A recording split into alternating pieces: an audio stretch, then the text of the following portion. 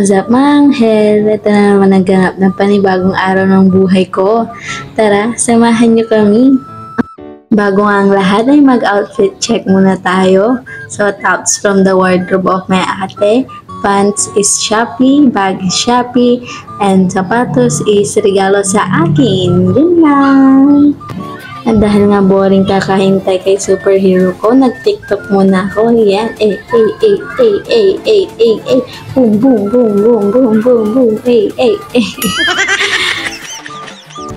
Ayun nga, nasundo na nga ako dyan. At dito na kami sa Soconi kasi ipapasakay muna namin si tita. Dahil pupunta na sila sa Manila and mamaya-maya is pupunta na rin kami sa aming main agenda for today's video. At hindi na nga rin kami nagtagal dito kasi maya't maya may bus na agad at agad-agad na rin nakasakay si tita. And itong video na to ay matagal na, paniguradong matagal na rin silang nasa Manila nito.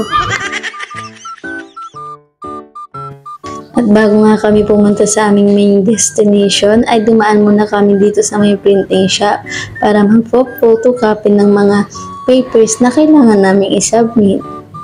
At after nga nito ay magte-teleport na tayo. Go!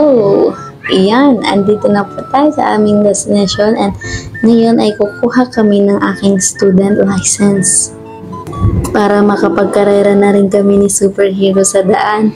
Char! At andito na kami sa may LTO Lingayen at hindi ko nga inaasahan na ganito pala kahaba ang pila dito. Sabi ko sa superhero ko, siya muna ang pumila tapos kapag uupo na, ay ako naman. Diba, Wais? Superhero na superhero. At nung malapit-lapit na nga sa upuan na pila ang aking superhero, ay tinawag na din ako niyan. Yan, nakaupo na ako at hindi nga nahirapan ang Disney princess na ito. At sobrang lapit na nga natin sa pila. At tingnan nyo naman, diba? Napakadami talaga niyan. May mga nakatayo pang nakapila niyan eh.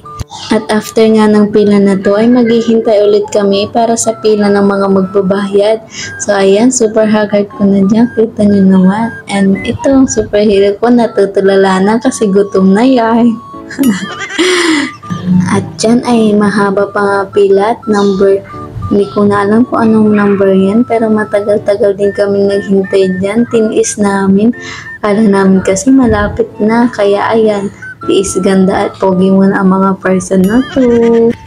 Update ay 3 hours nang nakakalipas nito at ilang beses na kaming nireject namin yung sarili namin na hindi talaga mag-lunch kasi akala namin yung guts feeling namin ay susunod na kami pero hindi.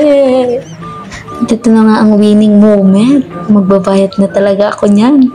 And yan, tiyara, makakapag-lunch na din kami. Happy na ang mga persons. O baka akala nyo tapos na ha, magla-lunch pa kami at babalik doon. At na-trauma na nga kami kaya umalis muna na talaga kami at hindi na namin talagang kaya ang gutom. Baka mag-Angry Birds pa kaming dalawa. Mahirap pa naman magutong pareho, baka mapindot si anger, di ba? And yun, naserve na nga din yung lunch namin and then madali ang lunch lang din to kasi babalik kami agad.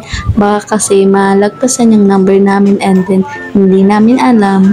Kahit pwede naman magtanong, kinakabahan din pa rin naman kami. After nga nito ay nakabalik na rin kami agad. And sa sobrang curious ko, binidyo ko to kung anong prutas nga ba to. First time ko kasi nakita nito. Huwag niyo akong i-bash ha.